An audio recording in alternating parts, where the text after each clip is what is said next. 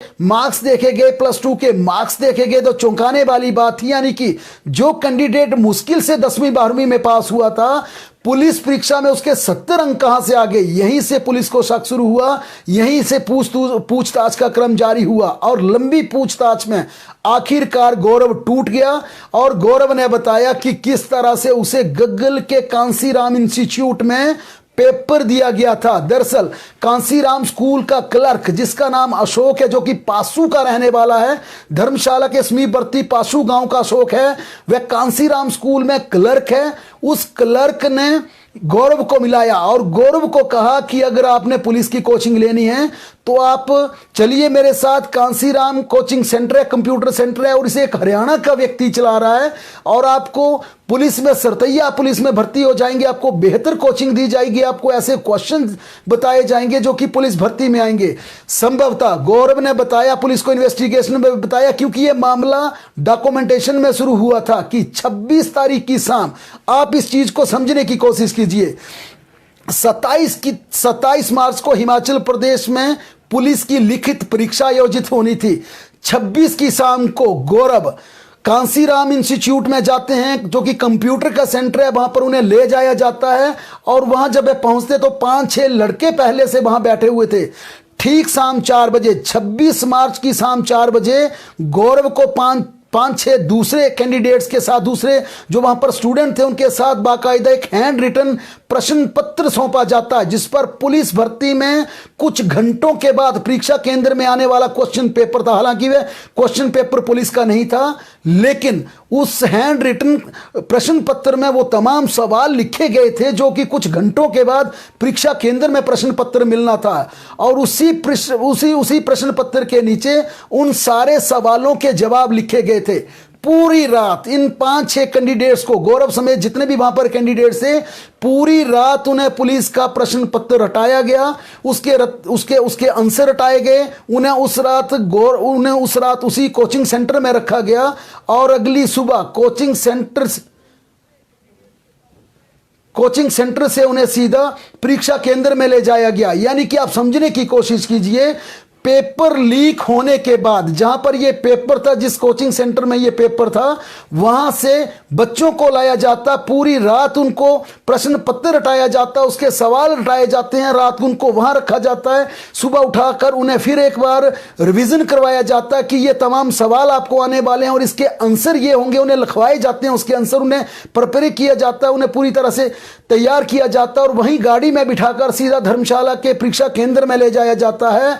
और ये तमाम कैंडिडेट्स परीक्षा केंद्र में जाकर फूले नहीं समाये, क्योंकि जो कांसीराम के कंप्यूटर सेंटर में उनको प्रश्न पत्र दिखाए गए थे, जो उत्तर बताए गए थे, हूबहू पूरे का पूरा 80 अंकों का प्रश्न पत्र वही आया। संभवतः उन्होंने टॉपर बनना था, परीक्षा पास होनी थी। यही नहीं था, अगला मामला देखिए आप, नूरपुर के सुलियाली का मुनीश, उसे इसी तरह से एक कोचिंग सेंटर ने अपने साथ अटैच किया और बताया जाता है कि इनके साथ कन्वर्सेशन करने वाला कोई व्यक्ति हिमाचल पंजाब की सीमा का है, क्योंकि वो पंजाब की टोन में बात करता है। लेकिन नूरपुर सुलियाली के मुनीश को जीरकपुर में जाकर पेपर करवाया गया और अकेले वहां पर मुनीश ने पेपर नहीं किया, 15 से 20 बच्चों को पेपर करवाया गया। वहां भी गग्गल के पैटर्न पर हैंड रिटन प्रश्न पत्र दिया गया, उसके नीचे उसके आंसर लिखे गए थे, वही फार्मूला था, स्थान अलग था। एक गग्गल था, गग्गल का स्थान था, दूसरा स्थान जो था वो जीरकपुर था और उसमें 15 से 20 बच्चों को पेपर करवाए गए। तीसरा एक और मामला, फतेहपुर के खटियार के एक और मनीराम, एक मनी लड़का है, एक कैंडिडेट है, उसे पंचकूला में 25 कैंडिडेट के साथ वो पेपर रटाया गया। क्योंकि ये पेपर, हम बार बार अपने दर्शकों को बता रहे हैं, ये पेपर हैंड रिटन था, इसमें प्रश्न पत्र हाथ से लिखे गए थे और उसके नीचे बाकायदा उसके उत्तर भी लिखे गए थे। आप सोचिए, एक coaching centre Kanshiram coaching centre Gaggal के समीप है, गग्गल धर्मशाला रोड पर आता है, दूसरा आप जीरकपुर जाकर पेपर हो रहा है, तीसरा पंचकुला में पेपर हो रहा है। और सबसे चौंकाने वाली बात है, जितने भी कैंडिडेट्स को पेपर करवाए गए उन्हें 26 मार्च की शाम को रिपोर्ट करने के लिए कहा गया उन कोचिंग सेंटर में जहां उनको पेपर दिखाना था। लेकिन फिर दर्शकों को हम बार बार बताने का प्रयास कर रहे हैं कि यह प्रश्न पत्र प्रश्न पत्र हैंड रिटन था, यानी कि इस पूरे मामले को बाद में समझाएंगे कि यह प्रश्न पत्र कहां से लीक हुआ, कैसे हुआ और बाद में इसमें क्या होशियारी बरती गई। लेकिन 3 जगह पर 26 मार्च की शाम को 3 जगह पर छात्रों को इकट्ठा किया जाता है। यह पुलिस की आरंभिक जांच में खुलासा हुआ। हो सकता है आने वाले 1-2 दिनों में पता चले कि प्रदेश और समीपवर्ती राज्यों के कई हिस्सों में इस तरह के स्थान थे, इस तरह की लोकेशन थी जहां पर छात्रों को ले जाकर ये पेपर करवाया गया हो। लेकिन अभी तक जो खुलासा हुआ, धर्मशाला के गग्गल के समीप कांसीराम इंस्टीट्यूट है, कंप्यूटर सेंटर है, हरियाणा के एक व्यक्ति चलाता है। दूसरा, जीरकपुर में पेपर करवाया गया, पंचकुला में पेपर करवाया गया, कुछ स्टूडेंट्स को चंडीगढ़ में पेपर करवाया गया।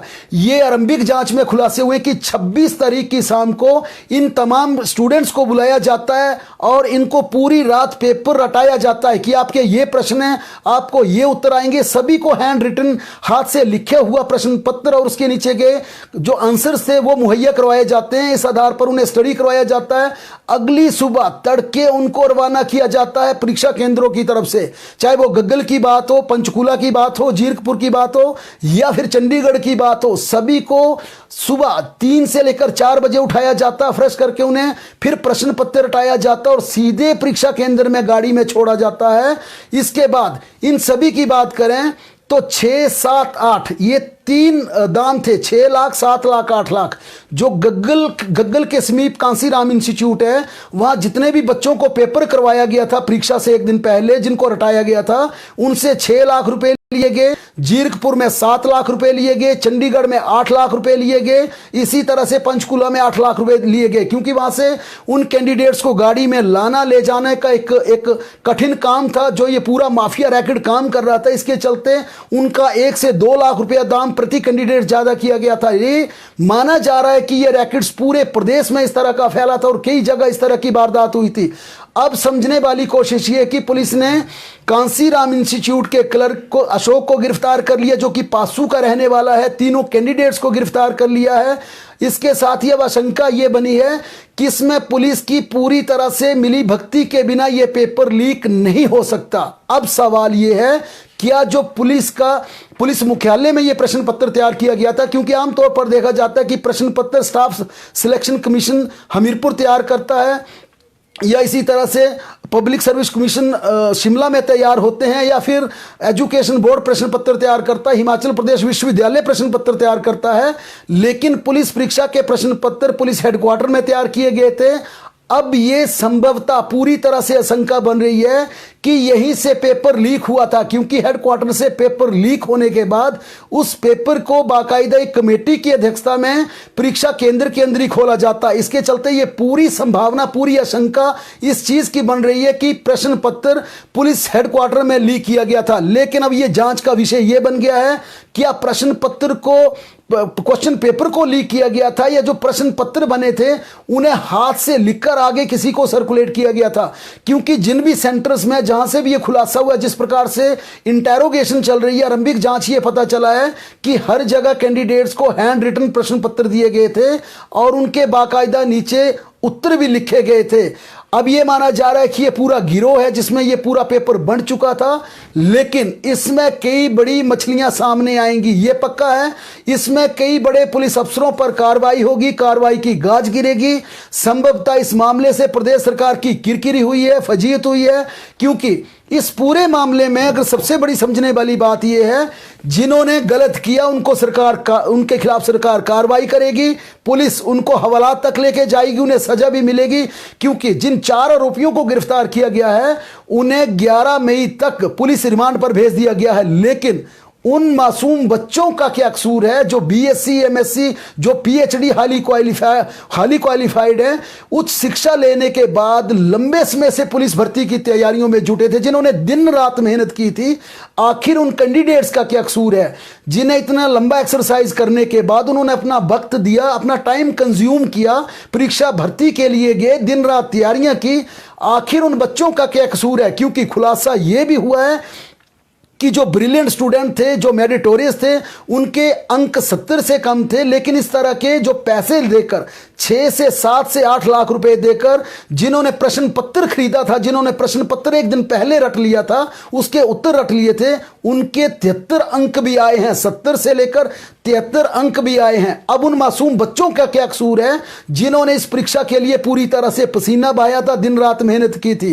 क्योंकि माना यह जा रहा है कि इसमें बड़े स्तर पर बड़ी मछलियां जो वो फंस सकती हैं। सरकार बड़ी कार्रवाई के पूरी तरह से मूड में, क्योंकि मुख्यमंत्री ने तल्ख तेवर सुबह ही दिखा दिए थे। उन्होंने 2-2 कहा था, इसमें जो भी दोषी होगा बख्शा नहीं जाएगा, क्योंकि पुलिस के दामन पर यहां पर आंच आई है। पुलिस हेडक्वार्टर में अगर प्रश्न पत्र बनता है और प्रश्न पत्र लीक होता है, संभवतः जवाबदेही हिमाचल प्रदेश पुलिस की बनती है। और अब पुलिस अफसरों पर गाज गिरना भी लगभग तय माना जा रहा है। यह जरूर है कि इसके लिए थोड़ा वक्त लग सकता है। जांच का जो एसआईटी की जांच गठित की गई है उसका इंतजार किया जाएगा। लेकिन क्या विपक्ष जिस प्रकार से इस मुद्दे को भुनाने की कोशिश कर रहे हैं, क्या इसमें सरकार सीबीआई को मामला देगी, यह देखने वाली बात होगी। उधर पुलिस परीक्षा भर्ती को लेकर बात करें तो ट्रांजैक्शन देखी जा रही है कि किन किन जितने भी हिमाचल प्रदेश में कैंडिडेट्स हैं, उन कैंडिडेट्स के बैंक खातों से किस किस को पैसे गए हैं, क्योंकि यहां पर आरोपियों को पकड़ना बेहद आसान हो जाएगा। जिन कैंडिडेट्स के बैंक अकाउंट से, उनके परिवार के लोगों के बैंक खातों से अगर ट्रांजैक्शन हुई होगी पैसों की, यह साफ पकड़ा जाएगा कि यह साफ पता चल जाएगा किन लोगों ने पेपर को खरीदा है। पेपर लीक मामले में ये तमाम कैंडिडेट्स भी एक्यूज्ड हैं, आरोपी हैं। इसी के चलते